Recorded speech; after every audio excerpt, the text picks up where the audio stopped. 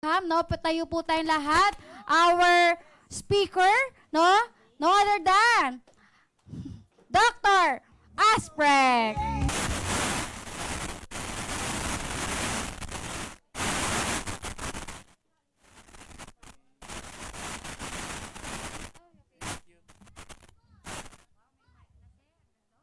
Ryan, two, two, two, two, two, two, two, two.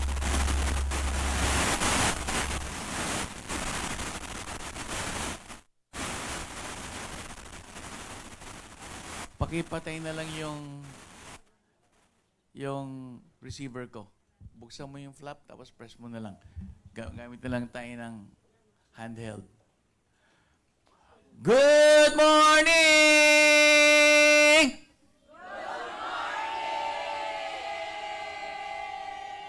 Sarap pakinggan naman. My name is Albert Asprek. Pakiulit nga. Albert Asprek. Thank you. I will be your speaker for this morning. Dito, sana sa loob ng siguro 1 oras o 1 kalating oras, magkaroon tayo ng kaalaman dun sa ating mga produkto. Kaya, ladies and gentlemen, sisimulan ko na ho. Brother Ryan, let us begin. Mapatayin natin, ito na naman, papatayin ko yung ilaw sa harap dito.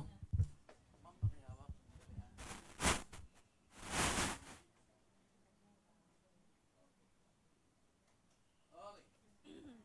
Hindi nyo na ako kailangang tignan. Yun na lang slides. Ganito ang mangyari sa atin. Yung ilaw, pinatay ko sa harap para mas malinaw yung pagkuha nyo ng video. At kung ano yung pictures na kukunin nyo, pero para hindi kayo maubusan ng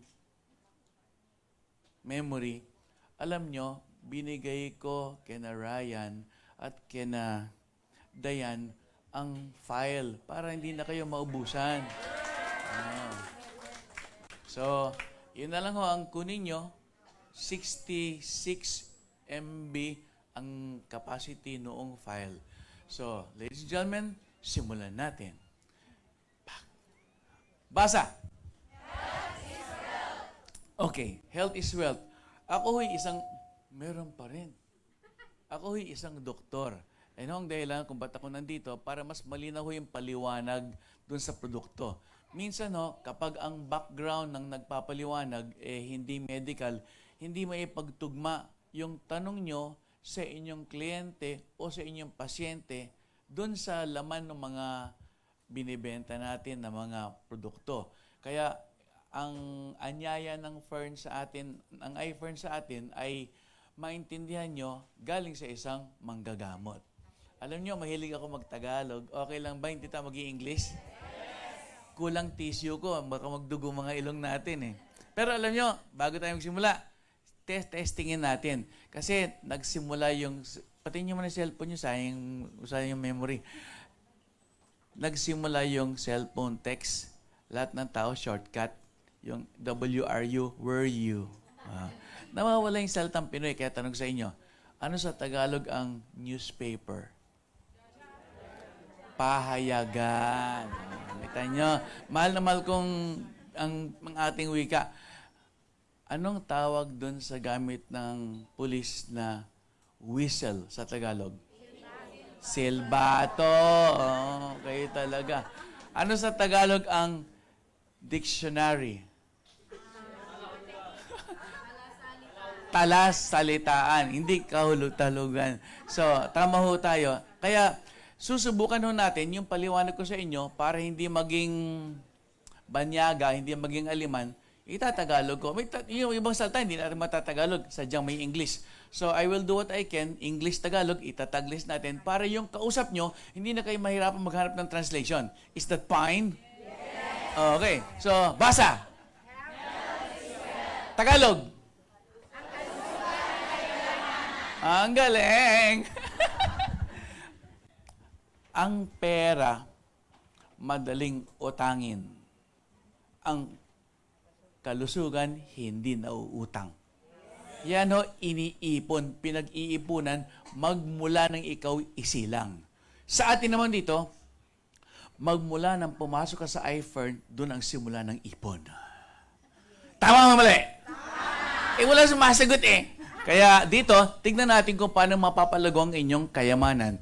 Ang kayamanan dito, ay kahulugan ay kalusugan. Kaya tignan natin ang paliwanag dito. Okay, simulan nyo na yung mga recording nyo kung magre-record kayo. Pakibasa ang tatlong produkto natin. Okay. Iikot-ikot ako, kaya yung mga nasa harap, baka pag nag-video kayo, baka likod na ng ulo kayo kikito. Tatlong produkto natin. Isa-isayin natin yung tatlo. Ang una, calcium. Sabihin nyo, calcium. Calcium. Saan nakalagay ang calcium? Okay, sa buto. May nakakalimutan kayo isang pinaglalagyan ng calcium. Saan yon? Ngipin. Dila daw. Ngipin. Kaya naman, oh. Ang calcium ay isa sa mga pinaka-critical na mineral sa ating katawan. Ito ay nakalagay sa ating kalansay, sa ating buto. Ang kalansay natin ay nagsisilbing storage. Yung storage na yan ho, ang naglalaman ng 99%. So, 99% of the calcium is stored in the bones and teeth. So, sa ngipin at saka sa ating buto. Yung natitirang 1%, yan ho ay nasa liquid form na umiikot sa ating buong katawan. Sandali, pupunta ako sa likod ha. Meron lang akong babatiin dito. Mali lang. Makikilusot ho ako. Dito ako sa lusot. Mas konting tuhod.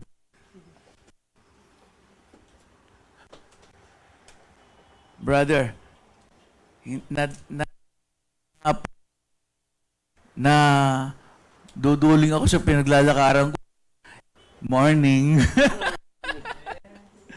So, tignan natin itong, may shortcut pala dito. Dito lang ako. Kita nyo yung slide? Yes. Upo na lang ako dito para di nyo So, yung 1% na nakalagay sa liquid form, yan ang umiikot sa katawan natin. Ginagamit sa ating regulatory function. Ang regulatory function, dito, hormone secretion, heart and blood vessel, blood clotting, muscle contraction, brain function, nerve transmission, and intracellular signaling. Lahat ito, paliwanag natin habang nag-usap tayo. Yan ho ang mga tinatawag na regulatory function. Kailangan nila ng 1% calcium na yan. Kaya, para maintindihan natin, sabi natin, nagtatago yung calcium sa loob ng buto. Ang buto ay nag-iiba. Yung pag-iba ng buto, mayroong positive, may negative. Yung sinasabi natin positive, yan yung tinatawag na deposition. Pakiulit. Deposition. Okay. At ang kapatid nun, si negative ay si resorption. Pakiulit. Resorption. Okay. Ang deposition ho, ito yung calcium at phosphorus inilalagay sa loob ng buto. At kapag tinanggal naman, ang tawag doon ay resorption. Kung itutulad natin ito sa mga ginagamit natin sa araw-araw, ang katumbas nito ay ating pagdeposito ng pera sa bangko. Yan ang deposition. Anong tawag sa pagtanggal? Oh, okay, simple. Anong wini-withdraw nyo? O pera. Kaya yung pera na yan, nilalagay sa? Yan ang pinag-uusapan natin sa calcium. Yung calcium, yan yung katumbas ng pera natin. Clear? So, yung calcium, parang pera, dinideposito, deposition. Wini-withdraw, resorption. At yan ang tawag sa ating banking. Yung banking na yan, pag maganda yung calcium natin, maganda ang ating benepisyo. Bakit? Kasi nare-regulate ang ating mga bodily functions. So, tignan natin. Yung resorption at deposition, pag pinagsama yan, ang tawag dyan, remodeling. Pakiulit. Remodeling. So, lahat ito nagaganap araw-araw. Kalahati, deposition. Kalahati, resorption. It regulates calcium in the blood. Pinapantay niya ang dami ng calcium sa ating dugo. Ang dugo natin kasi, ang nagsisilbing kalsada. Dinadala yung calcium sa iba't ibang organ. At ang function ng calcium, blood clot. Kapag nasugatan, madali maghilom ang sugat. Kapag tumagal ng 1 minuto at hindi tumitigil ang pagdugo, hindi siya naka-stop, ibig sabihin, mababa yung clotting factors, mababa yung calcium. Pangalawa, nerve stimulation and muscle contraction. Nakaramdam na ba kayo? Walang ginagawa. Tapos yung mata, kumukura. Okay. Yan ho, ibig sabihin yan, ang calcium level sa muscle natin ay abnormal, bumaba o tumataas. Okay, third, cell membrane maintenance. Ang cell membrane, yan ho ang pader ng isang bahay. Ang cell, ang pinaka-basic na unit ng ating katawan.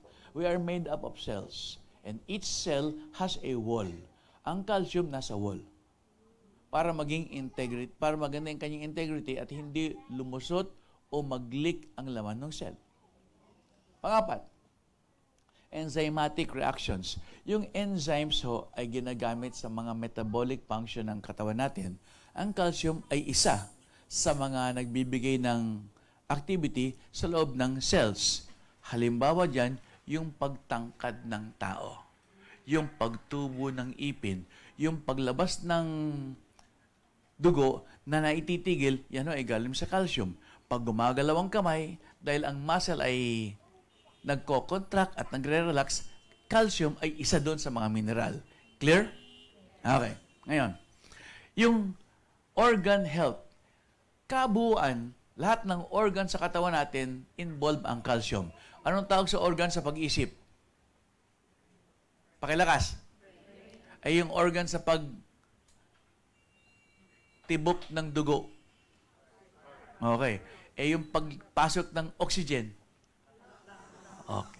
Eh yung pang-tunaw ng pagkain. Okay. Eh, dagdagan natin isa. Yung pampadami ng bata. Reproductive organs. So, ang calcium plays a lot of roles in all of these organs. And you have different times of the day where the functions take over. Ngayon, ang calcium is also involved in repairing micro-damage fractures in the bone. Ang buto, kapag nagkaroon ng bale, mayroon kang sa English, fracture. Tama? May discontinuity. Sino sa inyo nabalian na ng buto? Okay. May palagi ako naririnig, naku, may bali yung baga niya. Wala akong bagang nababali. Buto lang ang nababali. Sa araw-araw, tumatalon ka, sakay sa jeep, baba sa jeep, takbo, panhik sa hagdan at baba. Yung hindi natin namamalayan, pagbagsak mo, nagkakaroon ng crack ang mga buto dun sa hitat, binti at mga ating mga balakang. Pero, yung crack na yan, micro. Kasing liit ng buhok, di nyo mapapansin. Yan tinatawag na microfracture. At ang calcium involved dyan para maghilom na mabilis. Isang araw, close na yan. Yan ay kasama sa remodeling. Kasi kapag tayo ay nag-exercise, naglalakad, at hindi tayo palagi nakaupo, yung buto, na-exercise din. Napapalitan yung calcium sa loob niya. At yung calcium, pag pumasok at labas sa loob ng buto, yung buto may changes. Yung changes, kung ikaw ay below 15 years old, tumatangkad ka. Kung ikaw ay after 15 years old, tumitigas na yung buto, tumitibay. At yan ho yung pag-mold ng ating mga kalansay. Tignan ho natin kung paano ito.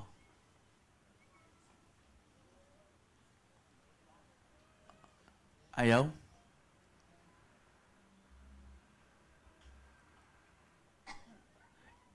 Subukan mong manual dyan. May video sana para makita nyo kung paano nagaganap yung pagpasok ng calcium sa loob ng buto at paglabas. Alam niyo, nung isang buwan, nandito rin kami, tinetesting namin ito, nagpe-fail yung video. Pag ayaw, siyempre gusto kong makita nyo. Ang gawin natin, pause kayo lahat, punta ako sa likod. Negative. Pause yung mga camera nyo. Balik ako. Standby.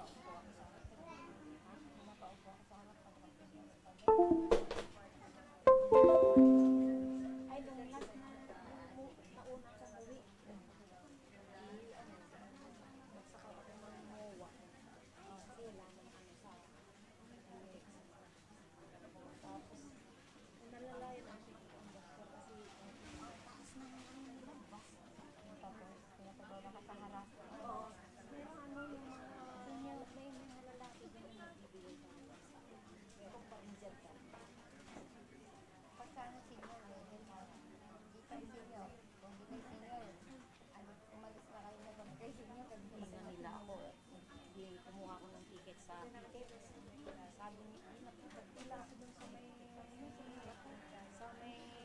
pangsinyo. Sabi ng cashier, sabi niya, ma'am, sinara ka na ba? Sabi niya, oo. Kayo rin kayo. Ay, una na kayo tanong sumat, tanong pila mo. Di sinara. Katapos yung mga kasama niya anak. Ay, si ma'am, bagus na si. Sabi ko naman, pag bumabata na kayo, dapat magpabata pa kayo para hindi kayo sana ng sabi ko, tawa ng dalawa. Sabi naman niya ng papa,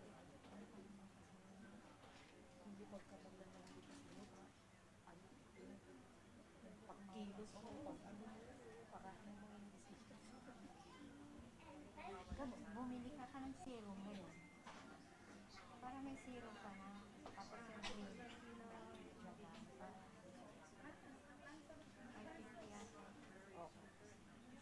Wala sa box mo yun eh. Sabi, bumili ako sa Arvin nung wala pa ako yung first box. Tapos yung mga susunod na meron. Ang ganda ng sabon at ang Hindi na ako nagpupulbos. Ito ko. Tapos serum na bago. Hindi siya dry, hindi siya oily. Mag-serum ka. Kasi botox yun yung bate. Mga botox na ini-injection mga kaya yun. Nasubukan ko rin na basak sa Talaga. Ay, Dalawang beses. Kaya di, ako nga, kunti-kunti lang para. Tapos i-dry mo kunti bago mo ilagay yung cream. Day cream o night cream. Tapos parang sampol ka na.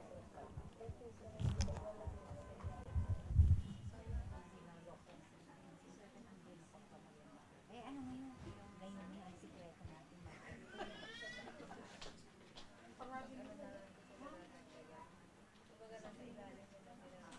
pag nagpila ko sa may seat.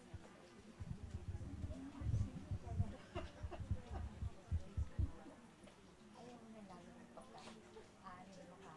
Umpisa mo na yun. Sa mga bus na pag sa amin.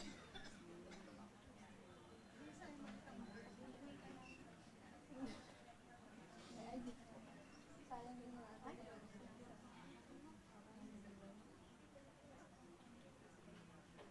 Kaya nga, ganun. Parang, marami na yung kasi mga ganito talaga na, dahil na rin ka. Oo. Ano ka naman kasi wag ka man lang kasi pakipag-ulag sa baka mo. Oo, yung ako Lalo ngayon nakakundi ka. Lalo ka busy at saka kumatin. Ano kasi ako, mas gusto ko naman sa academics. Lalo na nga nakaganyan ka na ngayon. Lalo ka kang ano. Tignan mo, observation mo. Ilang araw mo nang ibinte. Kaya lang malay na dati Nalipatan ko. Last week sa. 20 yata. Last week pa. Kaya nga. Ano na yun? Yung isa maganda. Obserbahan mo yung katawan mo. Kasi yung ano pa sa phone, protection pa rin yung magulat sila. Kasi matitibay na tayo. Kaya nga, if you will live longer, sabi ni Sir, you want to live longer, use our product. Baro. Yes, sir. Okay. Alam nyo, out of my control. Ready? Space bar. Okay. Ito ang buto natin.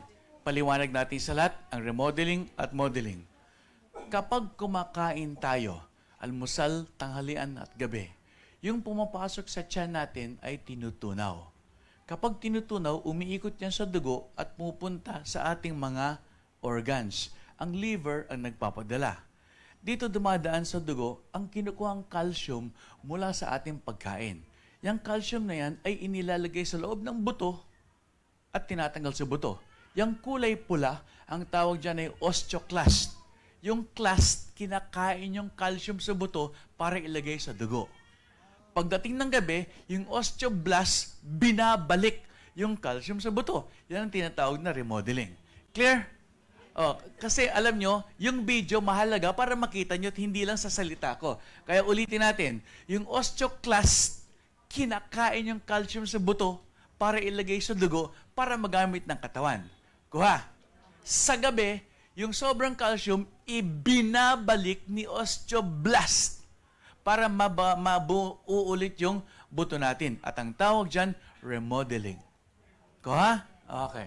So, classmates, ito ho ang tuloy-tuloy na pangyayari sa katawan natin magmula nang tayo'y isilang. Okay, so Ryan, lipat mo na sa iyo. Ito ho ang normal na kaganapan sa isang araw.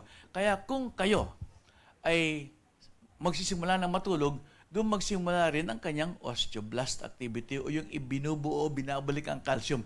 Kung kayo puyat ng puyat, yung calcium hindi na ibabalik ng husto. Dapat pantay. Ilang oras ang minimum na dapat oras ng tulog?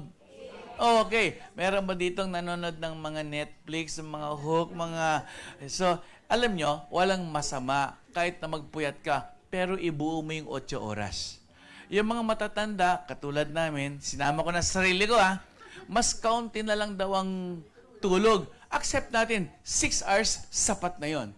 Pero ang bata na tumatangkad o lumalaki, ibigay natin yung husto. Tanggalin nyo ang cellphone at wifi ng alas 9 ng gabi. Para daw makatulog sila. Ma, it's my project. I have to use the wifi. Ewan ko na. So, yan ho ang ating magiging kalaban. Yung calcium, nandiyan sa katawan nyo, para hindi nyo magamit kasi puyat ng puyat. Okay, so, tuloy natin. Okay. Sa tao, 17 years old and below, ang calcium is put inside the bone and the bone grows in length. 18 years to 38, the bone becomes compact. And then in more than 38 years old, the bone starts to soften. Sa madaling salita, below 17, ang buto ay humahaba. 1838, ang buto ay and after 38, ang buto ay okay ba? So, yan ang English-Tagalog dictionary natin sa loob ng iPern. So, ito ang tatlong yugto ng buto sa kalansay ng tao. Clear? Okay. May graph yan. So, kung titignan nyo, ito ang graph ng calcium. Bone growth starts when you are born. Kasama ang ngipin. At ang peak niyan, o yung tinatawag natin na plateau, between the age of 18 to 38. And after the age of 38, pababa na ang calcium sa ating katawan. Okay, so, we need calcium. Agree? Yes. Okay, because our body depends on calcium so much. Ngayon, ito ho ang tinatawag natin na tolerable level. Ito yung maximum. Pag lumagpas ka sa maximum, ito may effect na. Pag sabi may effect, baka hindi maganda yung effect. Ito yung, pag lumagpas ka dito, overdose. Pero ito sa normal na tao, hindi sa tao may sakit. Papaliwanag sa inyo habang tumatagal tayo. So, ang calcium ho ay laganap sa katawan natin. Ilang porsyento sa buto? Ilang porsyento sa umiikot sa dugo? 1%. Kung yung 1% na yon mabawasan, ang tawag dyan, calcium deficiency. Pakiulit. Okay, pag deficient ang calcium, yung pinakita ko sa inyong 6 na mga trabaho ng calcium, mawawala. Hindi lahat distributed properly. Hindi maganda yung paglagay ng phosphorus at potassium at saka calcium. Hindi maganda yung clotting factors ng bone. Hindi gaganap yung enzymatic function. Hindi lahat aandar. Kasi, pag bumaba ka sa less than 1%, meron ka ng deficiency. Okay. So, tignan natin, ano ba yung mga deficiency yon? Sa baby, ito, nakikita natin sa children, sa teenager, sa mga buntis, at saka yung mga nagpapadede, at saka yung mga may katandaan. Sa baby, nagsisimulang tumubo ang buto at ipin, at kung bagsak ang 1% na calcium, yan ang mangyari. You have poor deformity of the bones. You have poor formation of the bones. Ang tawag dyan, teeth deformity. Next. Sa bata, children, teenager, habang active sa eskwela, nagsisimulang maging alert sa eskwelahan. Pag mababa ang calcium, pati yung buto, hindi na nakakatayo at hindi ma-support ang katawan ng bata na lumalaki. Ang bagsak niyan, bow-leggedness. Sa Tagalog, sakang. Oh. Yung dikit, piki. Yung piki at saka sakang, pareho yan sakit ng calcium na deficient. Kasi hindi may tuwid. Kaya pag di tuwid, bumibigay. Kuha? Ayan. Parang yung silya na monoblock, pag mabigat, hindi ba yung paa niya umiwalay? Eksaktong nangyari. Next, sa mga nagpapadede at saka yung mga nagbubuntis, ang calcium mo ay shared ng nanay at saka ng sanggol. Ito ho, ang pwedeng mangyari pag bumagsak ang 1% na yon. May effect sa kanyang papadede, nagkakaroon ng gestational diabetes, pre-eclampsia. Minsan, hindi pa umaabot sa 9 months na isisilang na ang baby. Ang tawag doon ay preterm. Ayan. Yung premature, kasama rin yan. At dahil doon, yung nanay, hindi maganda yung contraction ng kanyang muscle sa ibabaw ng kanyang womb o yung kanyang bahay bata. Ang bagsak nun, halos lahat nakakasesaryan. Kung mababa ang kanyang calcium sa muscle ng kanyang womb.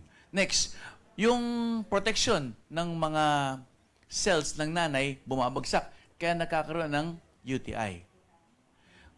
Ang baby, dahil kulang yung nasa nanay na inapupunta sa kanya, ang bagsak noon mababa ang timbang ng baby paglabas. Maliit ang size ng baby. At dahil mababa ang calcium, ang ipin at saka ang buto, mahina din ang paglaki. So, yun ang effect sa nanay at effect sa baby. Sa katandaan, ang katandaan natin dito, yan yung sa graph natin, 38 years old and above. Ito ang effect. Ang naipon na calcium, kinukuha na. Pag kinukuha, minsan di na maibalik. Bakit to? Kasi meron ng, wala nang naipundar. Kaya kuha mula sa buto. Ito ang halimbawa. Yung pinakamatigas na buto sa katawan natin, yan yung ating spine. Yan ay vertebra. Ang katawan natin ay may laman 26 na vertebra. Yung vertebra, titignan ho natin mula sa may likod, sa may baywang, hanggang sa bungo, 26. Yan ho, matibay. Pero, habang tumatanda tayo, yung calcium sa loob niya ay dahan-dahan kinukuha. Yung siksik na buto ay nagiging butas-butas. Kaya kung butas-butas, parang espongha, doon sa paghugas ng plato, wala siyang lakas. Sa may katandaan na hindi maganda yung pag-ipon ng calcium, habang binabawasan ng katawan, lumalambot at lumiliit at umiikli. Kaya, ang karaniwan sa babae, nagiging kuba at bumababa ang height. Isang halimbawa, nanay ko. Nung nagsimula high school, ang height ng nanay ko, 5'4". 5'4 din ako. Tapos naging 5'5 ako. Nanay ko, nung 20 years ago, tapos na ako, 5'3 na lang siya. Nagsukatan kami, 5'2 na lang siya kahapon. Kasi umiikli siya dahil sa kinakain yung calcium ng buong katawan kasi kailangan yung 1%. Kuha? Ito nangyari sa babae at sa lalaki. Kaya marami pa kayo nakikita naglalakad, kuba. Okay, next. Ito ang recommended daily intake ng calcium. Sa bata, hanggang 6 years old, pareho sa babae at lalaki, 500 to 550 milligrams. Ngayon, habang tumatanda, 7 to 9 years old, 700 milligrams.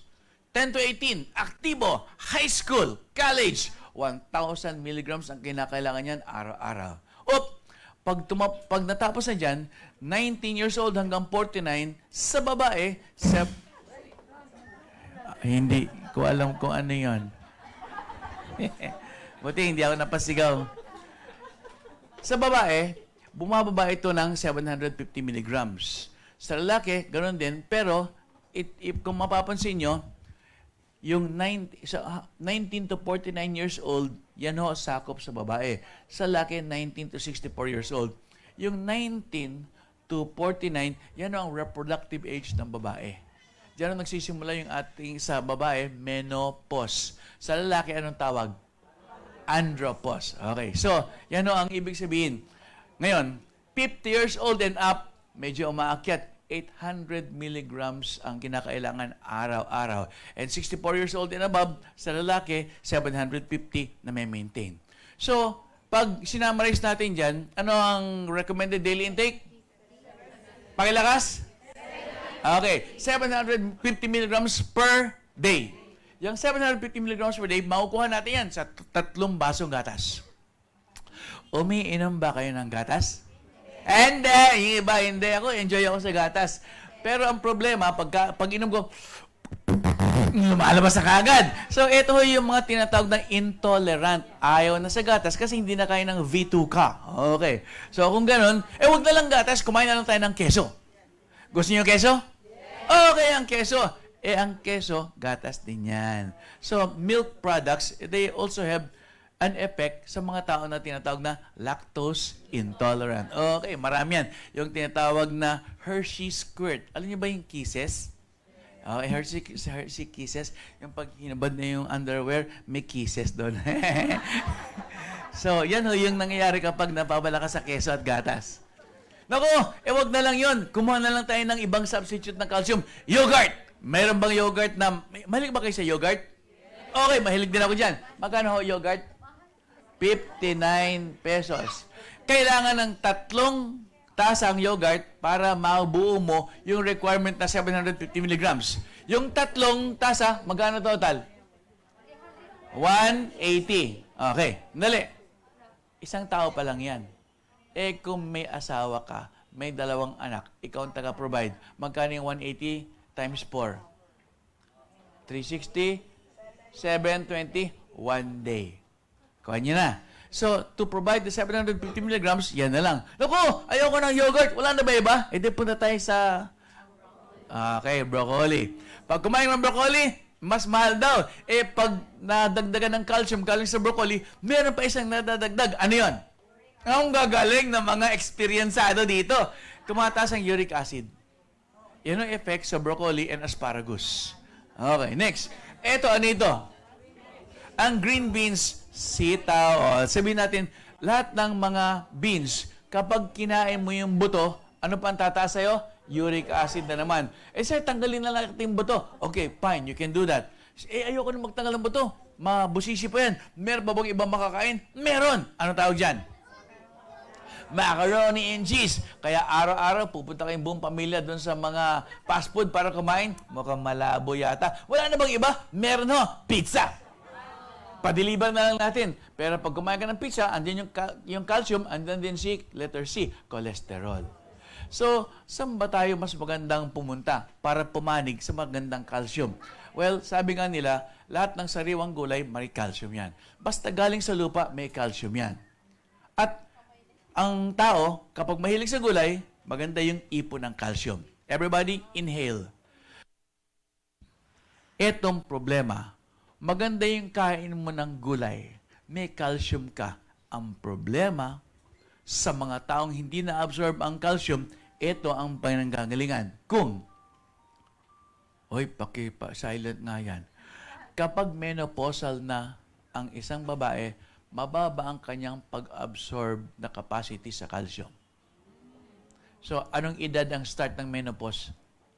49. Sa lalaki, sa age ng 64, bumababa yung pag-absorb ng calcium. Ang tawag doon ay andropause. So, ito ho yung nawawala sa lalaki, nawawala sa babae. Third, kapag madalas may fracture, yan ho ang isang katibayan na mababa yung kanyang calcium absorption sa buto. 4, habang tumatanda, we lose the ability to store calcium. 5, kung babae ka, mas mataas ang banta na ikaw ay mawalan ng calcium. 6, kung maliit ang frame ng katawan mo. Balingkinitan. Natatandaan niyo ba yung saltang yon? Yung balingkinitan na tao, maliit ang frame, yan ho, walang naipon na calcium. Dagdagan pa natin, hindi nag-e-exercise. Walang talon, walang takbo, palagi upo. Ang gumagalaw lang, 2 daliri. Saan yung 2 daliri? Remote control.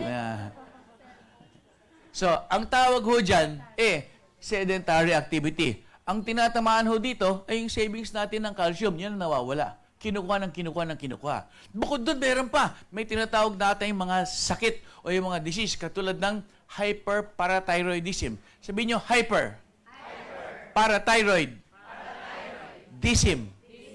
Ano yon? Pakita ko sa inyo. Alam niyo ba yung thyroid? Saan nakalagay? Alright. Pag sinabi mong thyroid, yan yung organ na pang-regulate ng iodine. Yung parathyroid, yan yung organ na pang-regulate ng calcium. Alam nyo, sa mga taong lumalaking leeg, ang tawag doon ay goiter. Tinatanggal ng doktor yung goiter. Minsan, pagtanggal ng goiter, hindi napapansin, natatanggal din yung parathyroid organ. At natatamaan yung kanyang metabolism ng calcium. Kung nakasakay ka sa jeep at hihinto ka na, anong sasabihin mo sa driver? Para sa tabi. Kaya nga, yung parathyroidism, yan yung organ sa tabi ni thyroid. Kaya tinawag na parathyroid. Kuha nyo? Okay. Ganon din ho kasi, para maintindihan nyo, yung mga bahagi ng katawan natin, may pinanggalingang Latin na mga salita. At makikita nyo sa araw-araw. Kaya yung parathyroid, nasa tabi, kaliwat kanan ni thyroid. Clear? Okay. Kaya pag may sakit sa parathyroid, kahit na anong kain mo ng sustansyang gulay na may calcium, hindi ma-absorb. Kasunod, kung ikaw ay naninigarilyo, mababa ang absorption mo ng calcium. 10, umiinom ng alak. 11, mababa ang intake ng vitamin D. And 12, mahilig sa maalat. Bagoong. Fatis. Ano pa? Asin. Toyo. Meron pa isa? Kikuman. Yung dinuguan, pag kumain ng dinuguan, uric acid na naman yon. So, ito ang humahad lang o nagbabara sa pag-absorb ng calcium. Clear? Okay. So, kapag ganon, tatamaan na naman ang ating savings. Kaya yung calcium na naipon, ginagamit ng ginagamit. At lalo ka nagiging calcium deficient. Okay. So, for adults, review. Ilang milligrams sa kinakailangan ng calcium? Araw-araw. For your calcium needs, Milka! Everybody say Milka! Milka! One more time! Milka! One more time! Milka! Milka. It's calcium from milk. Brought to you by iFern. Ang Milka may laman mga capsule. Ang bawat kapsula ng Milka, ang laman niyan Trucal 700 milligrams. Yung Trucal, yan yung produkto na may laman 700 milligrams. Sa bawat 700 milligrams, may purong calcium na 160 milligrams. Kung gagawin natin yung mathematics, ilan ang kailangan mong calcium na Milka na capsule para makuha mo yung 750 milligrams? Ulitin natin, ha? Ano ang maximum na, ano ang requirement natin every day? Okay. So, kung 160 sa bawat kapsula, times 2, magkano yan? 320. Anong kailangan natin? 7? So, kulang. So, isa pang 2 piraso. So, 360 plus 360, magkano? Anong minimum na kailangan? Tama na yung 4 na lang. So, ano ang recommended dose? 2 capsules twice a day. Kuha? Sir, doktor, ba't hindi po natin gawing 5? Di gawin nyo. Wala naman akong pinipigil kasi tandaan nyo, meron pa naman kayong ibang sources ng calcium sa kinakain nyo araw-araw. Kuha? So, this is for people who have no deficiency in calcium. You eat it, you can take 2 capsules twice a day, and this is from Milka, a product of iFern. Yan. So, it is produced in Glanbia sa United States. Ito ho, ay isang produkto na pinanggalingan sa gatas ng kalabaw ng baka. At ito ay synthesize para purong-purong calcium ang makuha sa loob. Yan, galing sa glanbia. Kaya, pag galing ito sa baka, ito ang laman. Ang laman ng ating buto ay calcium, phosphorus, magnesium, potassium, zinc, copper, and iron. Ang laman ni Milka ay pareho. Kung ano yung laman ng buto, siyang laman ni Milka. Kung itatambal mo ito sa mga ibang produkto, walang laman na iba kung hindi si calcium. Parang nalugi kayo pag kinuha niyo yung iba. Hindi ba? Palakpakan si Milka! One more time. Yan. So, Milka, it was given the seal of approval by the United States Food and Drug Administration as the first line of defense against osteoporosis. So, anong pangalan ng produkto? Milka! One more time! Milka! One more time! Milka! Yan. So, at 750 milligrams per day, makukuha natin sa 2 capsules in the morning and 2 capsules in the Okay. So, ladies and gentlemen, yan ang ating Milka. Question? Yes, ma'am. Twice a day. Oh. Bakit hindi ho natin pwedeng gawing 4 sa isang inuman na lang? E di, gawin yung 4, sayang nga lang kasi umiihi pa rin tayo. At ang habol natin, meron kang supply sa umaga, waking time. May supply ka sa gabi, kung saan yung chondroblast, yung osteoblast, ibinabalik. Kaya meron kang kinain, ibabalik niya yung panibagong kuha mo. Kuha? So, if you take the 4 right away in the morning, edi yung osteoclast, may kinuha sa buto, isasama sa kinain mo, wala kang naipon sa gabi. Kaya mas maganda i-separate mo. Yes, ma'am, nagdidikit na yung kilay mo. Parang hindi ka naniniwala sa akin. So, Milka! Okay, so Milka. It's calcium from iron. Palakpakan natin yan. Ladies and gentlemen, let's take a breath. Inhale. Exhale. Let's go to the next product. Vitamin D. Yan. Vitamin D. Ang vitamin D ho, ay isang essential steroid hormone. Ito ho, ang nagre-regulate, hindi ko na alam. Ayan. Ito ang nagre-regulate ng calcium at phosphorus. Yung homeostasis, ibig sabihin ng homeo, pinapantay yan palagi. Yan ang silbi ng vitamin D. It is needed for proper development and maintenance of the bone. And it is a cell regulator just like calcium. Kaya si vitamin D at saka si calcium, magkaibigan yan, magka-partner yan palagi. Kailangan ni calcium si vitamin D. Okay. So, pag yun ang mangyayari, na papalago ang ating kayamanan. It regulates our money and it gives us benefits in our savings. Ngayon, tignan ho natin kung paano nagagawa ng improvement in our health ang vitamin D. Ito, it reduces the risks of 32 kinds of cancer. It is beneficial in curing rickets. It helps to treat osteomalacia. I will explain everything. It is useful in treating rachitic rosary. It helps to prevent heart disease. It aids in preventing bone fractures. It provides protection against peripheral arterial disease, high blood. And it helps to control phosphate and calcium in the body. Yan ho, ang essential na functions ng vitamin D. Ito ang mahalaga sa atin. Tingnan natin yung 32 kinds of cancers. So, tingnan ho natin ang vitamin D. Ang vitamin D, ito na. Paano ba ito sa katawan natin? Bakit hindi gumagalaw?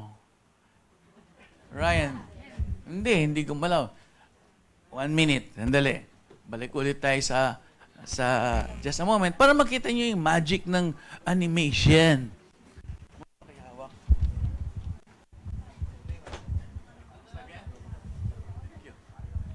Okay, play.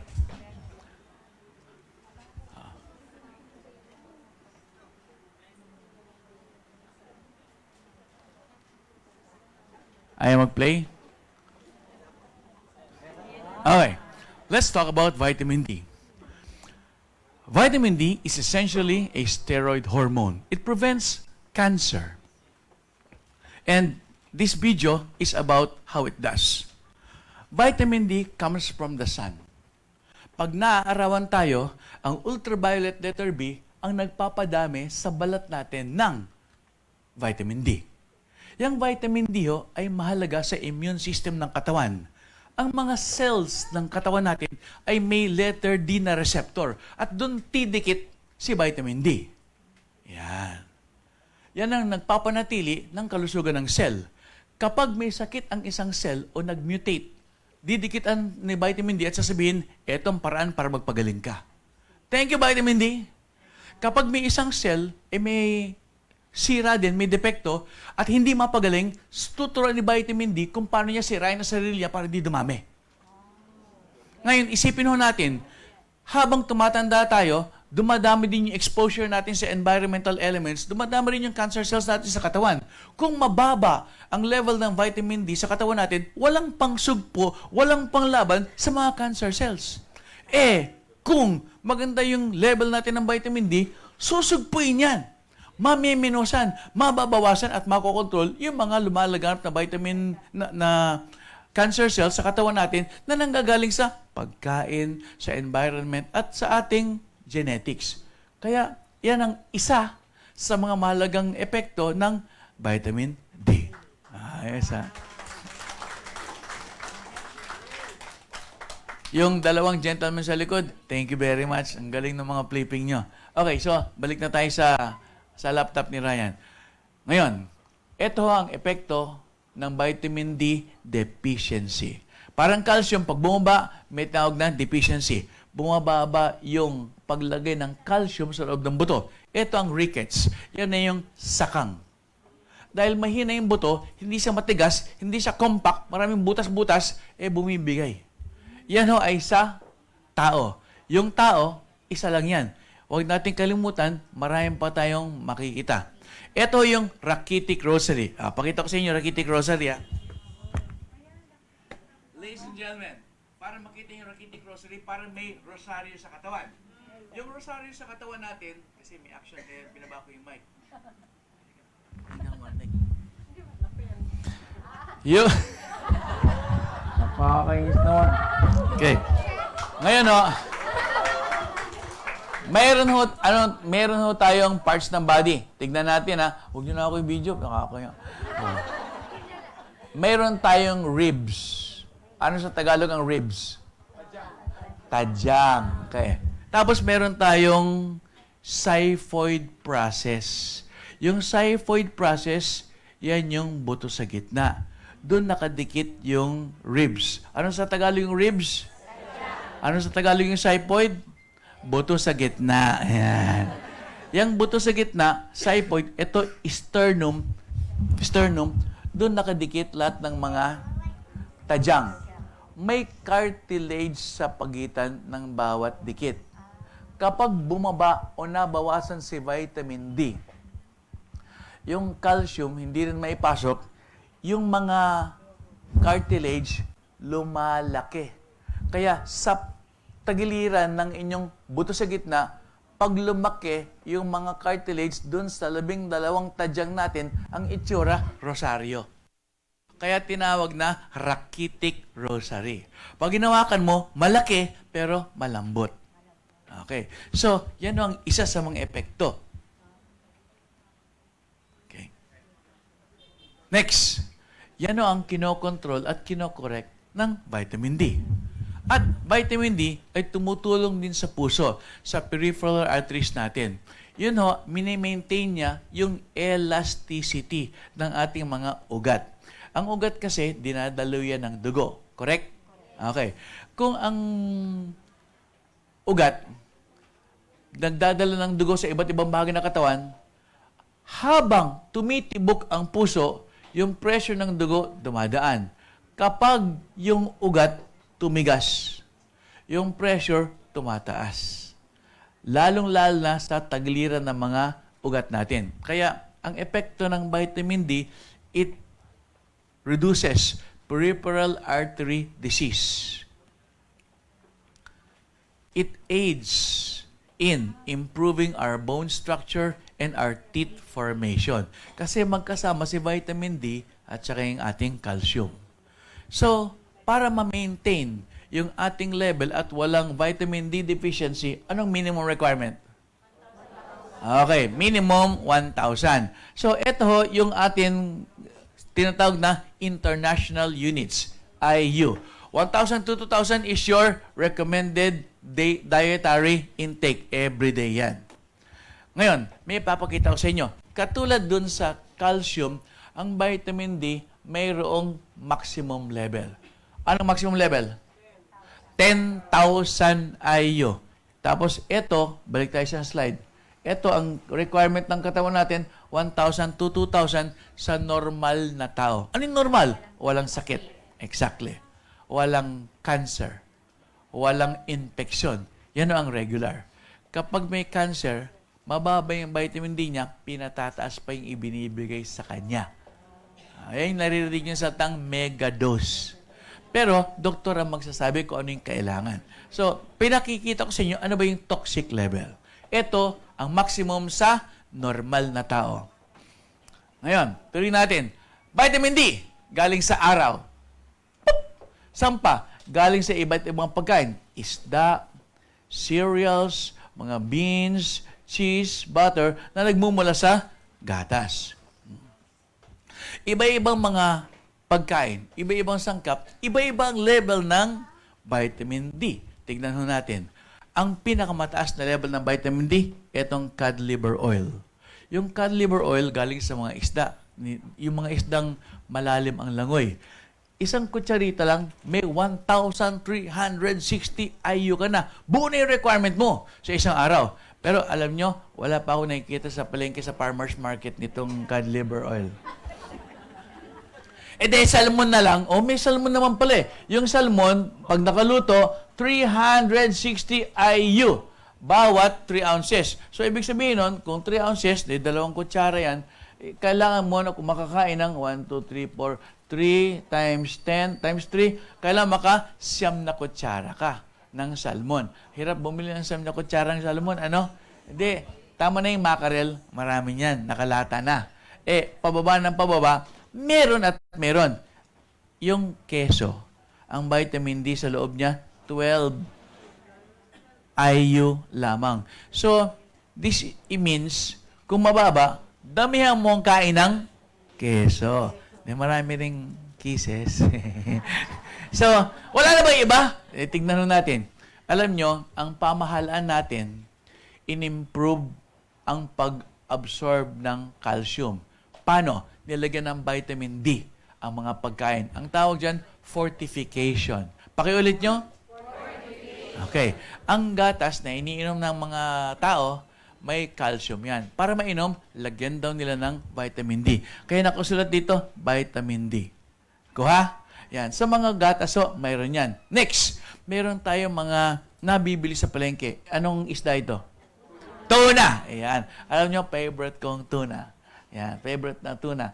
Itong tunang ito, yaman na yaman sa vitamin D. Ang sabi ng DSM. Alam niyo yung DSM?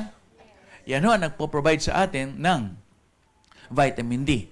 DSM is the world's biggest manufacturer of vitamin D, second only to the sun. Yan. Ang sabi nila, sila sa research nila, 1,000 to 2,000 IU ang requirement natin araw-araw. Okay. At yan ho, ay makukuha natin sa mga sangkap na pagkain at saka sa sun. Pero, wala naman may gustong kumain ng isda araw-araw. Gusto natin ng iba. Lalo na yung tuna, 300 piso, 1 kilo. Kaya ba natin yon? Kasi bibili pa tayo ng Big Mac at saka macaroni and cheese at saka yung yogurt. Nako, naloko na. Yung Chicken Joy! Yung iba nga, pag dinaan mo sa gatas at saka sa mga keso, intolerant, nag-uututan. Yan. Kaya hindi sapat ang vitamin D sa pagkain. Kunin natin sa araw. Kasi yun ang sinabi ko sa inyo. Ang vitamin D galing sa araw ay makukuha natin between 10 a.m. to 3 p.m. Kung saan mataas ang posisyon ng araw at maikli ang iyong anino. When your shadow is shorter than your body, that's the best time vitamin D is produced on your skin. Galing sa ultraviolet B, rays from the sun. Kaya kung nakatayo ka at yung anino mo mas maikli sa'yo, ang ganda ng pasok ng vitamin D galing sa araw. Kung nakahubad ka, 10 minutes ka lang nakatayo, makukuha mo na ang requirement mo ng vitamin D sa araw. Okay. Nako, nakatayo, 10 minutes, ayoko, gusto ko mahiga. Kung mahihiga ka, edi kalahati lang ng katawan mo ang makakatanggap ng vitamin D, dodoblehin mo yung exposure mo, 20 minutes. Makukuha mo na yung 1,000 to 2,000 IU. Doktor, babae ako. Hindi ako pwedeng hubad. Kailangan naka-t-shirt ako. Kung naka-t-shirt ka, edi 3 oras kang nakabilad sa araw. Kuha. Okay. Naku, mangingitim ako. Maglalagay ako ng sunblock.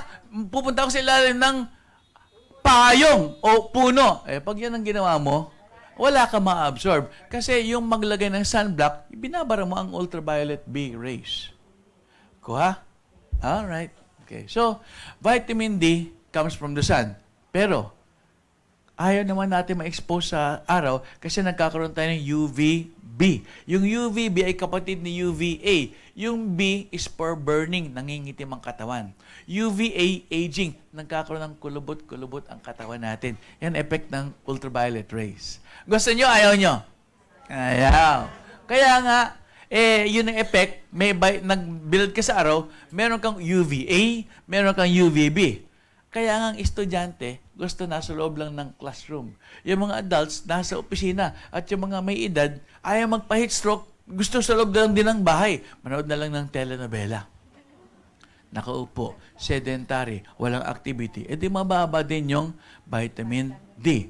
So we'd rather stay indoors. Ayaw natin sa labas. Bakit? Makakalanghap pa tayo ng usok. Ayaw natin yon. Ibig sabihin hindi sapat ang vitamin D galing sa araw. At kung hindi sapat din yung galing sa pagkain, ang vitamin D ay pwedeng kunin sa PAK! Burn D! Everybody! Burn D! One more time! Burn D! One more time! Burn D! Nabigla ka ba, ma? ay pwedeng kunin sa PAK! Ferndi. Ang Ferndi ho ay naglalaman ng mga gel cap. 1,000 IU ang bawat gel cap. Are you okay, ma'am? Siguro kailangan mo ng vitamin D. Para di ka na magulat. So, ladies and gentlemen, ang vitamin D galing sa Ferndi ay sapat na. Dahil hindi natin makuha yung vitamin D sa araw at hindi natin makuha yung vitamin D sa pagkain, anong iinumin natin? Ferndi.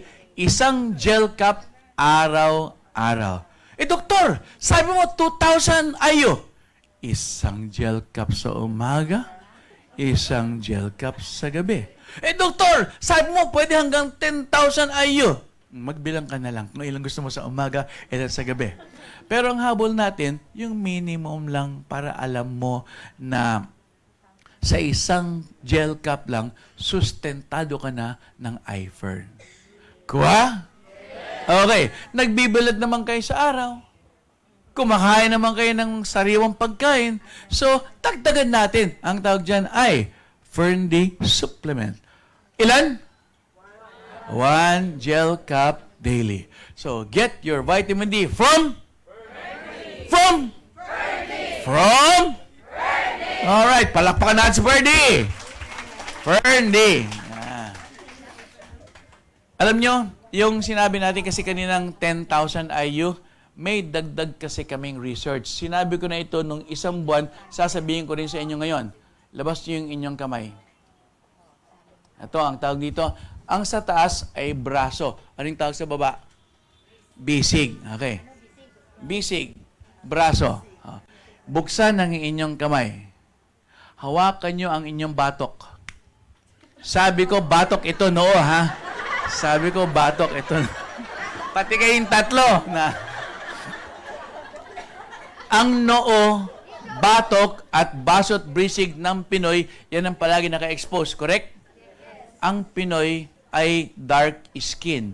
Ang dark skin ay galing sa melanin. Kaya kung mas madilim ang inyong balat, mas konti ang na-absorb yung vitamin D. Damihan niya na ang iniinom niya kaysa sa maputi. So, ibig sabihin yan, sa totoo lang, ang Pinoy, you need 3 times as much more. So, kaya yung 1 gel cup per day, kami, ang inom namin dyan, 2 in the morning, 2 in the evening. Kung umuwi lang kami sa bahay ng tanghali, inom ulit ako. Kaya you can increase that. Yung 1, yan ang recommended. Pero kung Pinoy ka at dark skin, yung mga kausap yung mga downline nyo o yung inyong mga kapitbahay, 2, 3 gel cups per day, gawin nyo na. Lalo na kung medyo kayumanggi. Wag natin pag-usapan yung may sakit. Yung sa normal lang na kayumanggi o moreno. Kasi mas mababa yung kanilang absorption ng vitamin D sa kanilang balat. Getching? Okay. So, vitamin D from Fern D. Palakpan natin.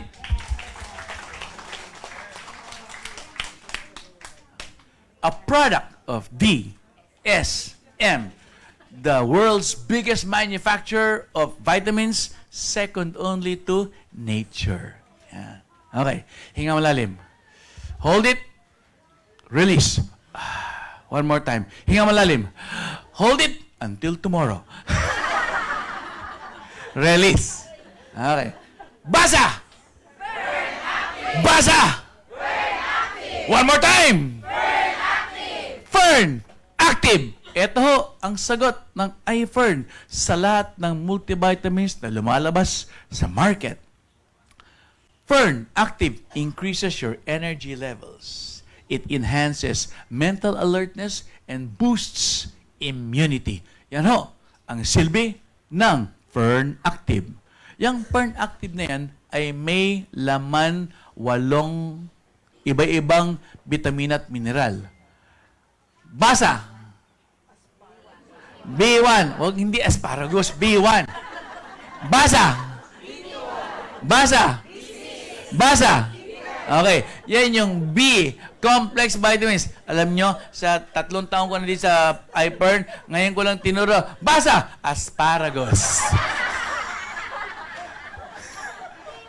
Ma'am, pinasaya mo ang puso ko ngayon. So, ladies and gentlemen, yan ho ay galing sa mga sariwang pagkain. Gulay, prutas. Yan. Next. Yan ho ang titignan natin ngayon. Ang benefits na galing sa Fern Active. It is an anti-stress vitamin. It enhances mental alertness. It helps strengthen the immune system and it increases the energy for an active lifestyle. Paano? Etong sagot. Dito ho, makukuha natin dun sa 4 na B-complex. Ang una, B1. Sabihin nyo, thiamine. Yan ang pangalan ng B1. Yes, ma'am. Ang thiamine ay yung anti-stress vitamin natin. Yan ang nagpapa-increase ng ating laban sa mga kondisyon sa ating paligid. Yan yung B1. Yan ang mga pinanggagalingan niya. 2, you have B6. Sabihin nyo. Pyridoxine. Yan. Ang pyridoxine ho ay kinakailangan para sa protein and carbohydrate metabolism para madumaming ating red blood cell. Ang red blood cell ay mahalaga kasi yan ang pangdala ng oxygen sa iba't ibang bahagi ng katawan natin. Red blood cell. O, kwentuhan ko kayo. Total, nagkakaintindihan tayo ngayon. Umakyat na ba kayong Baguio? Okay. Anong unang pakiramdam nyo pag sampan nyo ng Session Road? Malamig. Ano pang pakilamang pakiramdam? Nabibingi. Pangatlong pakiramdam. Hirap huminga. Okay. Hirap huminga. Bakit? Paliwanag sa inyo. Mataas. Alam nyo, habang tumataas ang altitude, ang pressure ay bumababa. Pag bumababa ang pressure, ang hangin nag-e-expand. Okay? Everybody inhale. Exhale.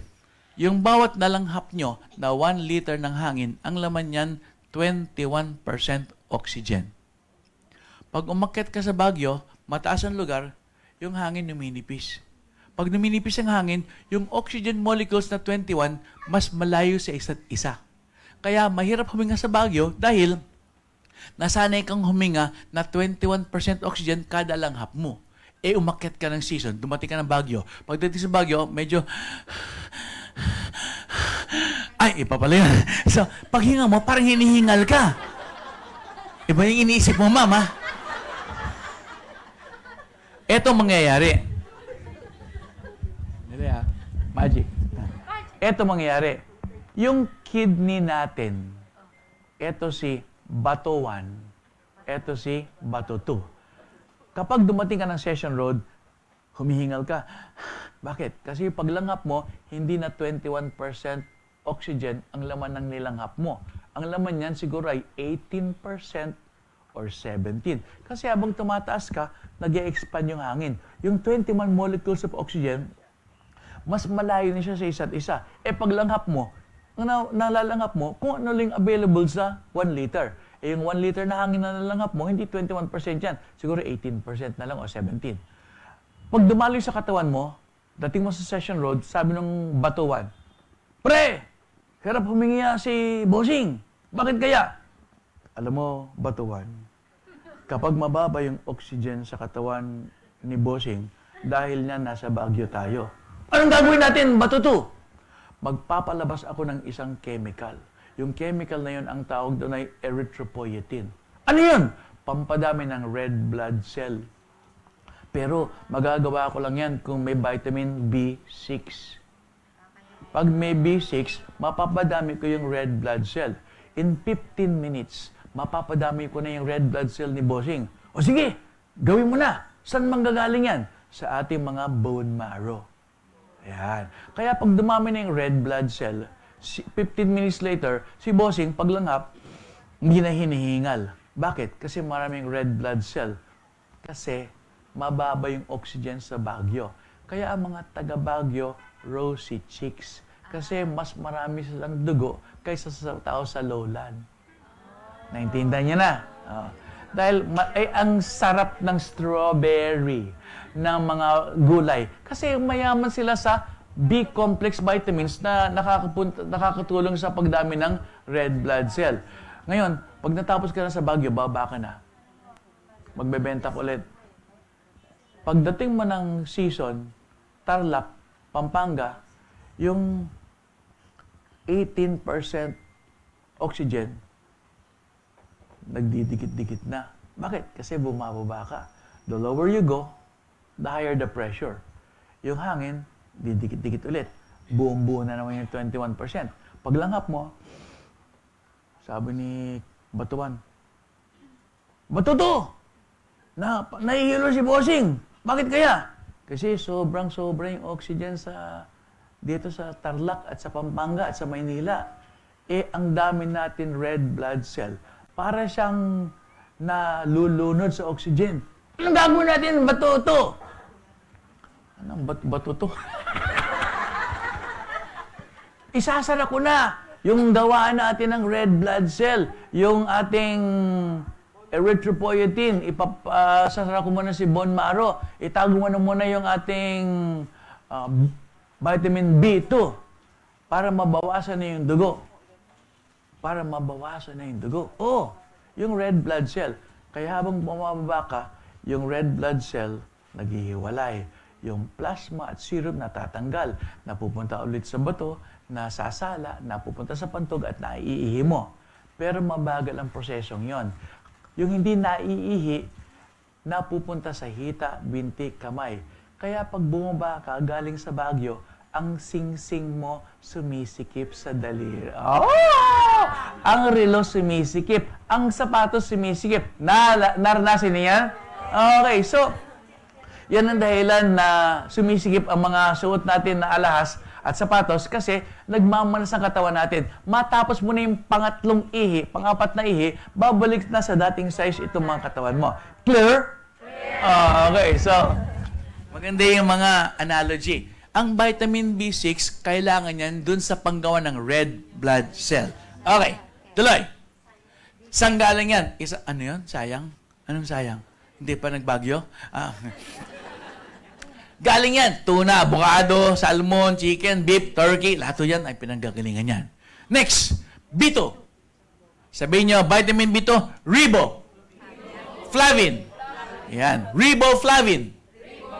Yan o, ang vitamin na involved sa proteksyon ng ating balat at ang ating paningin. So, saan ang punta ng vitamin B2? Sa ating paningin at sa ating... Yan ang pang-energize sa balat natin at ating paningin. Diyan ang gagaling. Green leafy vegetables, soybeans, at saka whole grain bread. Yan ang B2. And the last, you have B12. Sabihin nyo, sayano. Cobalamin. Cyano-cobalamin. Guwapo si Dr. Asprek. Okay.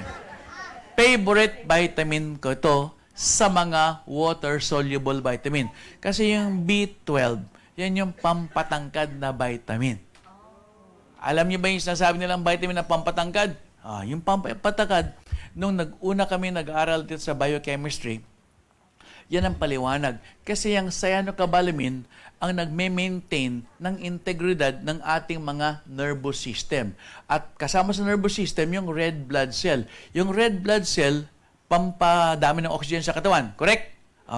Sa bukod doon, it also breaks down the fatty acids and improves the amino acids metabolism to produce energy. Kaya ang B12, pag binibenta yan, solo, pampatangkad yan. Ngayon, pag pinagsama-sama mo yan, lahat ng benefits ng B1, B2, B6, B12, sama-sama nandoon. Ang B12 ho, ay nanggagaling sa, yan, oysters, liver, crab, mackerel, uric acid. Yan. Puna uric acid, ano? Well, alam nyo, hindi natin ma-enjoy yung mga putaheng yan kung may kasamang bad effects. Di hanapin natin sa mamukuha yung purong-purong good effects. Paliwanag sa inyo. Pero ito muna, yung sinabi natin, myelin, pakita ko sa inyo. Dali sana lumbas. Yung myelin ho, ay, teka, may titignan lang ako standby.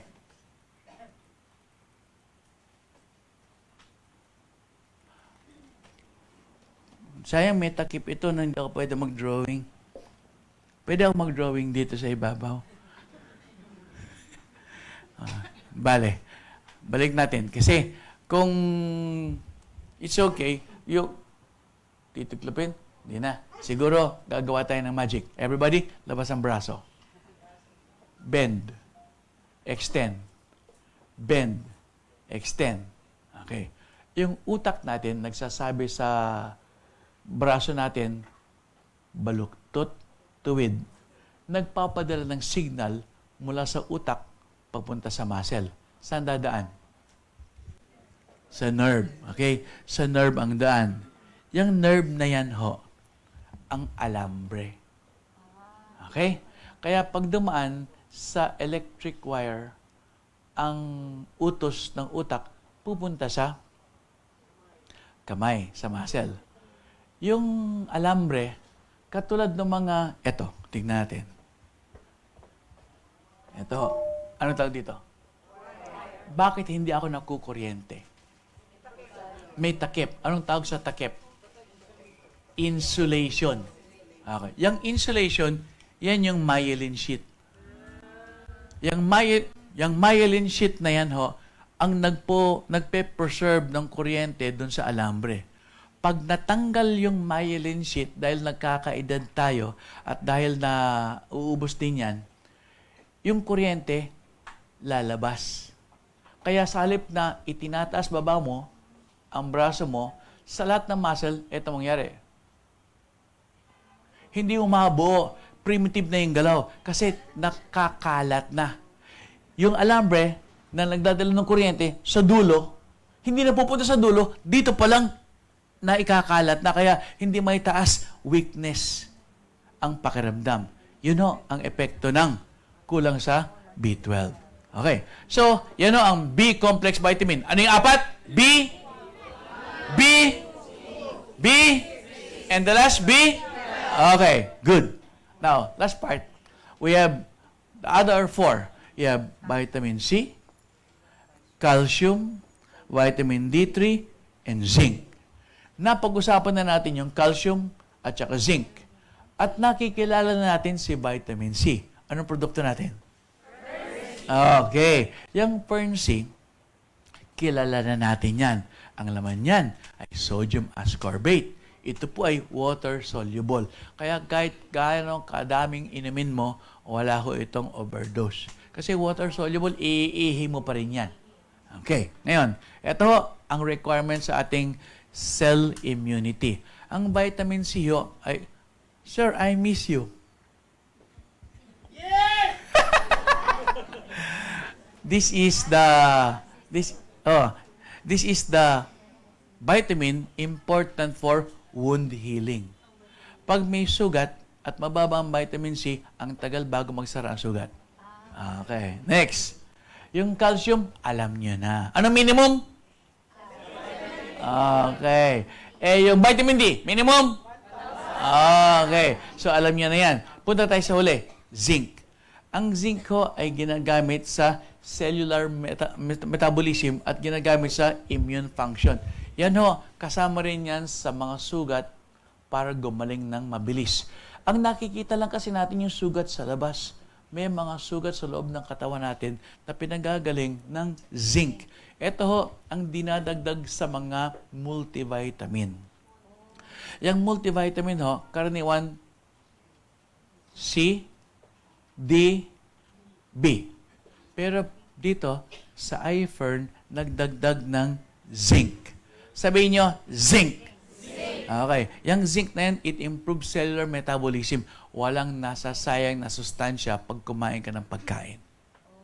At since nakukuha lahat ng sustansya, your immune system also improves. And this is your zinc. Kaya 8 ang laman ng Fern Active. Ito ho yan ang pinanggagalingan niya.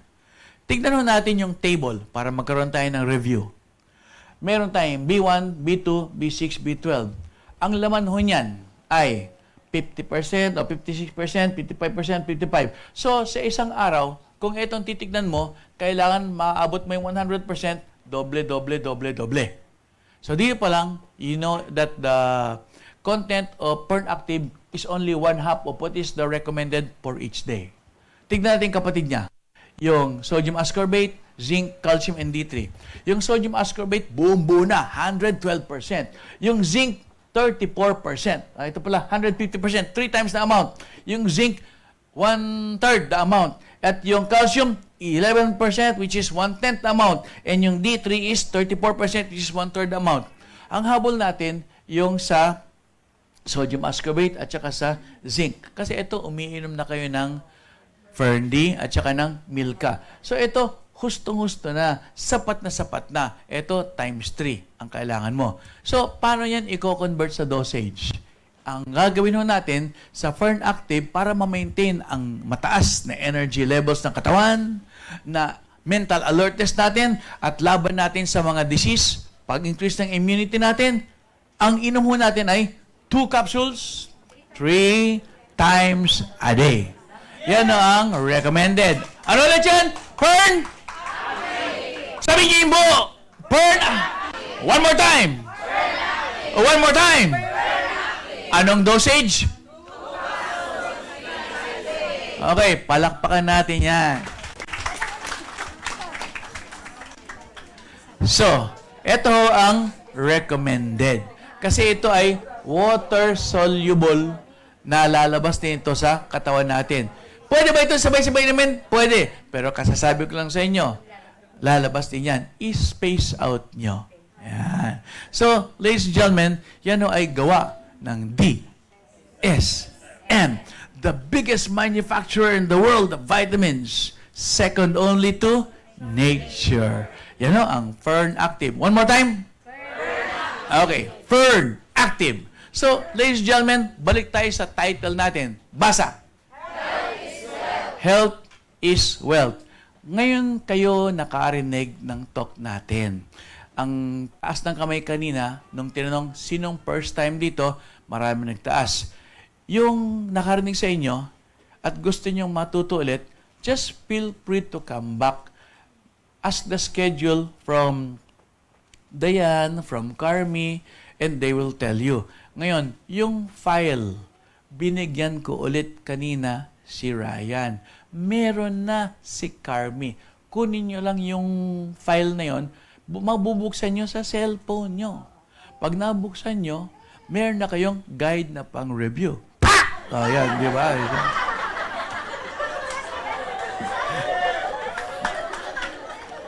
Para hindi kayo, parang marami nagulat dito.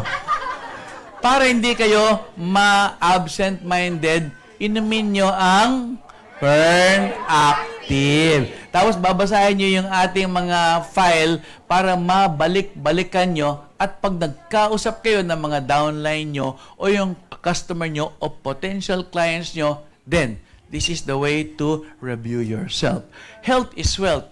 Ang pera ay pwedeng utangin. Ang kalusugan, hindi. Ngayon na dumating na kayo sa iFern, mas maganda ang pag-asa natin na yumaman. At kapag naintindihan nyo yung ating produkto, mas madali din ipaliwanag sa ibang tao. Clear? Okay, so, ladies and gentlemen, what are our three products? Basa. Basa. And Basa. Ferny, Milka, and Fern Active. 3 steps provided by iFern to bring us closer to our goal. And what is our goal? Our goal is to be healthy. When you are healthy, you are wealthy. Ladies and gentlemen, good morning.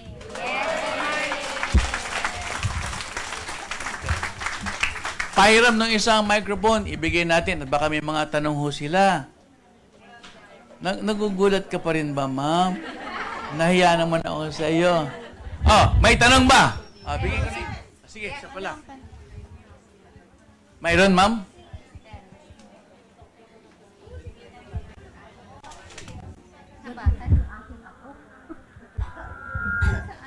Hello.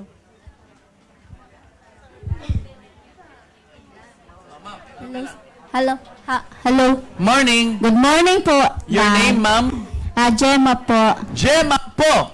Okay. Itatanong ko lang po kasi meron pong kliyente, nag-ano po siya na anak kong matos po, naglaro lang po ng basketball. Nako, matos. Opo.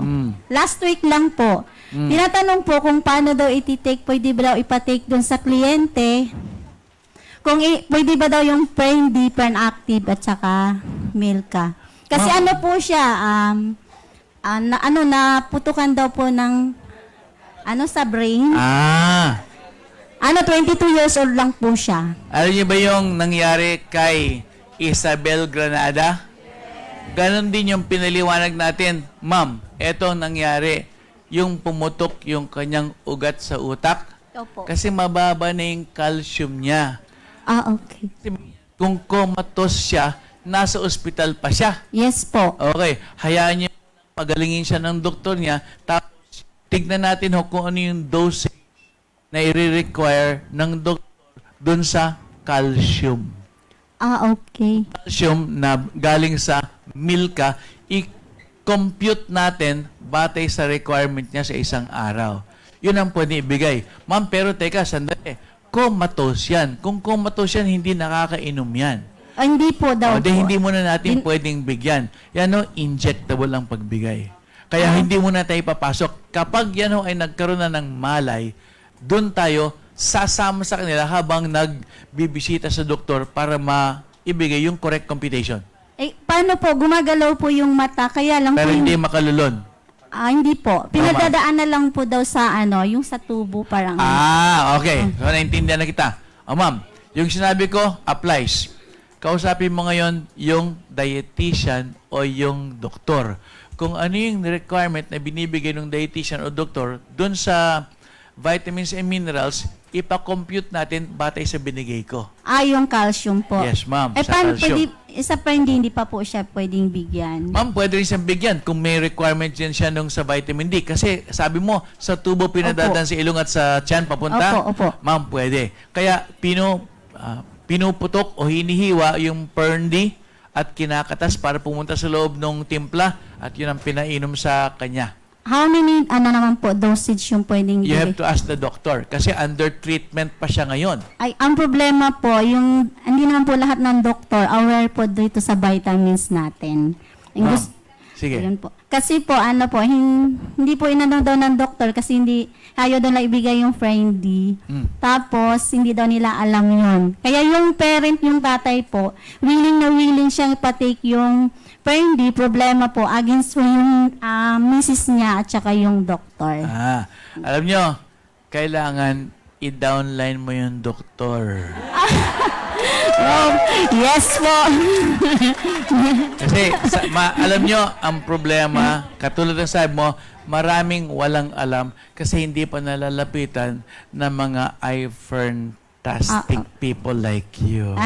Yes. Yes, Doc. Thank you very much. Bring the literature of the Fern D and the Milka, ipakita mo sa doktor para mabasa niya. Kasi galing ito sa DSM, hindi ito pagdududahan. Yes po. Thank you po, very Doc. much, ma'am. Okay. Dali lang. Good morning, Sige, Doc. Take advantage ko lang, nandito na yung mic. Sorry kasi kasama po dun sa lecture mo kanina na yung isa sa mga nagpumipigil sa pag-absorb ng calcium is yung increasing age. Ibig sabihin kung medyo may edad na, hindi na maa-absorb. So, syempre po, meron pa rin naman po tayong mga customers at prospects na senior citizen na. So, is it pwede pa rin po ba talaga, for the benefit of everybody lang, na mag-take pa rin sila kasi sabi mo nga, medyo mababa na po yung possibility na ma-absorb. Ma'am. Pakita natin balikan natin. Para makita Thank niyo you. lang. Dali Ba't ayaw? Ayan. Dali tignan natin kung nandito. Yung part na sinasabi ko, may age tayo Teka. Bukas darating tayo doon. Para may guide. Kasi pag tinignan nyo din ito, alam nyo kung saan ang galing. Doon tayo sa calcium.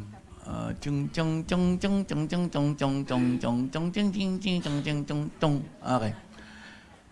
64 years old and above, may requirement pa rin. Bakit to? Kung hindi man lang mapunta sa buto, yung 1% na requirement ng katawan natin na regulatory function, doon na pupunta yun. So, ladies and gentlemen, ito yun, no? Last. Parang nirepeat natin buong lecture. You still need it for the 1% function of the body. So, even if it does not go inside the bone completely, dahil wala na si estrogen, wala na si testosterone, it is still required by all the organs of the body. Okay, ma'am? Okay. Ma'am, taas ka ng kamay.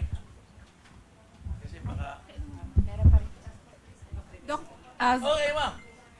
Nawala mic ko. Hello. Yes, ma'am. very quick question. Should these food supplements be taken before or after meal? Okay, very good. Ma'am, you can take them during the meal so you don't forget it. Yung gamot na pinaiinom on an empty stomach, nakasulat yan doon sa pakete. Sa atin, no, wala. So, So, it can be taken it's the others. This one, you can take it with or without meals. Okay, ma'am. Sige. Parang pare-pareho kayong kulay green, oh. Good morning po, Doc. Bali, yung tito ko po kasi na mild stroke na po siya 3 times po. Ngayon po, bali, nagpa-CT scan po siya tapos may raw po sa utak daw po na may parang tuldok po. Hindi ko rin po alam kung ano po yung result nun. Pero pinag-take ko siya ng product po natin na iFern, ng iFern product po natin. Pero yung medyo may improvement naman po ng konti. Pero yung pagkasalita pa rin po niya, ganun pa rin po, hindi pa rin siya maayos na kapagsalita. Tapos yung kapag kinakausap mo siya, yung ano po niya, umiiyak na lang po siya, parang ganun, di po. Ano po yung dapat pong ano na tamang ano po, dosage ng ano rin po, ng product po natin. Ilan taon na yung tito mo? 53 years old po. Oh, mas bata. Lala. Bata pa sa akin, 53. Ako, 61 na ako. Well, naglalakad. Opo.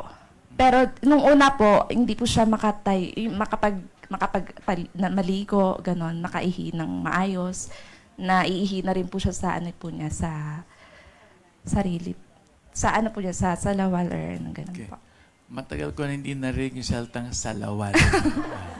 Sa Bulacan Okay. po kami. Ma'am, ang Bulacan nga, doon galing yung mga purong Tagalog. Apo. Ma'am, ang hindi na siguro mild stroke yan, 3 beses Yes na eh. po. So, mild plus mild plus mild major na yan. Ma'am, kamusta yung pagkain niya? Yung una po, malakas po siyang kumain. Tapos nung pangatlong stroke na po niya, hindi na po siya makakain kasi hindi sa lalamunan po niya, mahirap na po siya lumunok. So, paano siya pinakakain ngayon? Ngayon po, parang inaano na, parang liquid na lang po yung ano niya dahil mga lugaw, mga ganun po.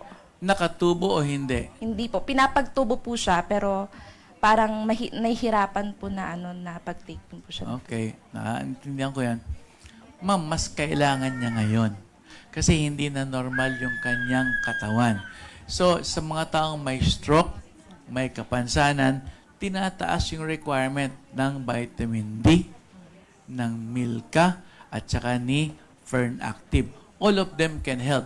Pwede mong ibigay sa regular dosage na nire-recommend na natin. 53 years old, mahaba pang buhay niyan. Ma'am, lahat yan, pwede mong doblehin lahat. So, ang style ho dito, you have to consult with the doctor. Kasi baka yung ibibigay ko sa inyo, kulang pa sa requirements sa kanya.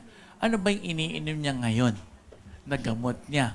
Marami po actually para sa ano po sa dugo. Hindi ko po kabisado po Sige. lahat eh kasi Ma'am, medyo malayo. pag bumisita ulit kayo sa doktor, itanong mo yung vitamins na nire-recommenda para makita mo kung ano yung dami ng ibibigay mo sa dosage. Kasi, ang sabi ko sa inyo, lahat na nandito, normal person. Kapag abnormal o may sakit, mas mataas ang bigay para maging therapeutic dose. Yan ho. Thank you po, Doc. Welcome, ma'am. Bahala silang bigay. Ako maghawak na lang dito. Good morning, Doc. Name, morning. Good morning po. Yung sinabi niyo pong... Pangalan. Opo, Virginia Ramos po. Morning. Kasi po mayroon po tayong yung downline ko po ngayon. Namamaga po kasi yung paa po niya. Sabi daw ng doktor sa kanya, sa ortho, baka daw po TB of the bones, ganun po. So ngayon po, sasama sana ngayon, kaso nga lang hindi po siya makalakad. Isinasabi namin po na iinom siya ng 5 na Fern D every 3 times a day.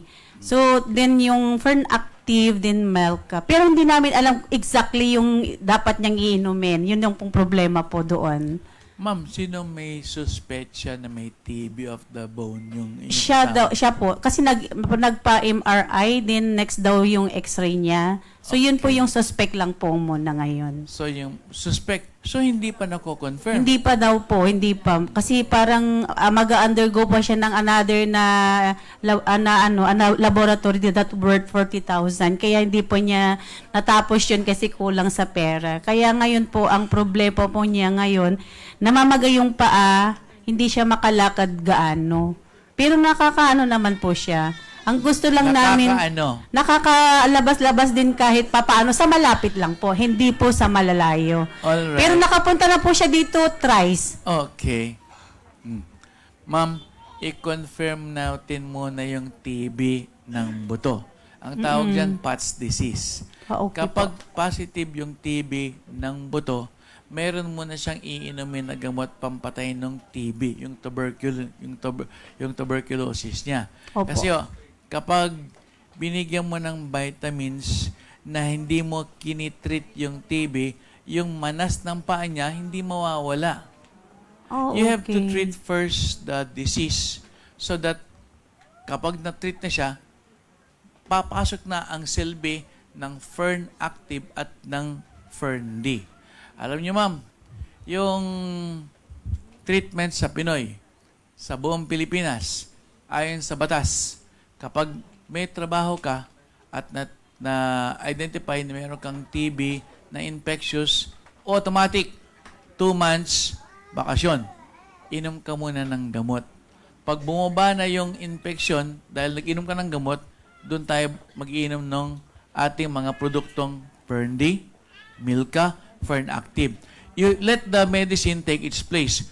Pero, alam nyo, yung 4 na binibigay na gamot sa TB, may vitamin yan. Isa. Yung sinasabi nilang rifampicin, gamot sa baga. Yung gamot sa baga, yan ho ay dahil doon nagsimula yung pagkalat ng TB na umikot at pumunta sa buto. I-treat mo, kasi yan ang source, airborne, ilong, punta sa vaga. Pag pumunta sa vaga at naging infectious, iikot siya. Sa 10 Pinoy na tinamaan ng pumasok na TB pumasok sa ilong, isa lang ang magiging infectious sa Pinoy. Sana kung pwedeng lecture dito, lecture ko kayo ng So in TB. short po, Doc, hindi pa siya pwedeng uminom Wag mo sa na, ma'am. mga Treat the product TB po natin. first. Okay, sige po. Yun po yung i-advise namin po sa kanya, na i-stop na mo niya yung mga vitamins po natin. Yes, ma'am. Okay po, sige. I want to help your friend and improve, but you'll see a dramatic effect kapag nasimula mo na yung treatment ng TB. Okay, sige po. Yun Then po you yung give the advice. minimum dosage, you can double it para mag-improve ka agad siya. Thank you, ma'am. Opo, sige. Salamat po, Doc. Okay. Sige, kayo magpasa ng mic. Hello, Doc. Magtatanong lang po ako. John Miller po. Hello, John. Meron po kasi yung client, ayaw niya mag-take ng Fern D kasi regarding po doon sa calcium, ang kailangan daw po kasi ng husband niya is calcium blocker. Di ba, okay. may idea po kasi siya when it comes to vitamin D na good absorption of calcium. Ang sakit ba hulaan ko sakit nung kliyente mo, high blood? Kasi Opo. calcium blocker. Opo. Ang hypertensive individuals, maraming gamot. Isang uri ng gamot, yung calcium channel blocker. Yung calcium channel blocker, ibablock niya yung calcium para hindi makapasok. Kasi yung calcium, yan yung pantibok ng puso. Papunta rin doon sa peripheral arterial disease. Sir, yung calcium channel blocker, bumabagsak nga ang calcium. Kaya nga kailangan niya ng calcium. Pero yung doktor, pwedeng palitan yung gamot, depende sa response ng iyong kliyente para hindi yun ang iinumin at aangat yung kanyang calcium level. So, kapag ang ibinigay ng mga gamot sa high blood na tao, katulad niya na calcium channel blocker, ibinablock niya yung calcium para di makuha sa katawan. Sir, kung ganon, ang mangyayari dyan, naiipon lang yung calcium na pupunta sa tiyan, itatay at iihi lang yan. Sayang. So, yung effect nun, hindi makukuha hanggat hindi palitan yung gamot ng hindi calcium channel blocker. Marami pang iba. Still, yung dosage ng calcium will still benefit the other organs of the body.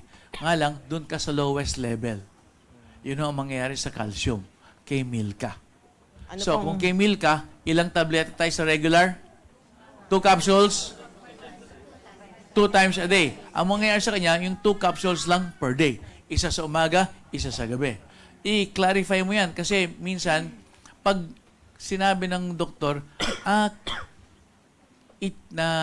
yung hypertension niya, nakokontrol, pwedeng palitan ng gamot, i-check lang yung level ng calcium sa katawan. Kasi pag bumaba level ng calcium sa katawan, that means mali na yung gamot niya, kahit nakokontrol yung BP, change medicine. Then you give your Milka. Yung Fern D po hindi... Pwede pwede. Walang contraindication sa Fern D. You can give that. Gentlemen and ladies, my favorite vitamin, which I always take without fail, is Fern D. Yan yung anti-cancer. Kaya kung kapos sa pera, Fern D ka muna. Pag medyo nakita mo, galing pala ng iPorn products na Ferndy, pasok mo na yung Milka. Pag napasok mo yung Milka, pa, I can't wait to do my thing. Porn active ka na. So, nabuo mo na. Ako, with no restriction, start with the Ferndy, then go to the Milka, then go to the Porn active. Kung kapos siya. Kung kapos siya, ibigay mo na. Sa kanya libre. Utang niya yan sa'yo. Okay. I have 4 o'clock. I have to go. So, maybe a few more questions. Meron pa ba? Yung may hawak ng mic. Sige, ma'am. Yes, ma'am. Morning, Doc. Morning, ma'am. Your name? Mila po ako. Si Mila po Mila ako. po. Parang, okay. Tatanong ko lang po, Doc, na yung asawa ko po kasi 4 years na pong na-diagnose ng CML. Okay.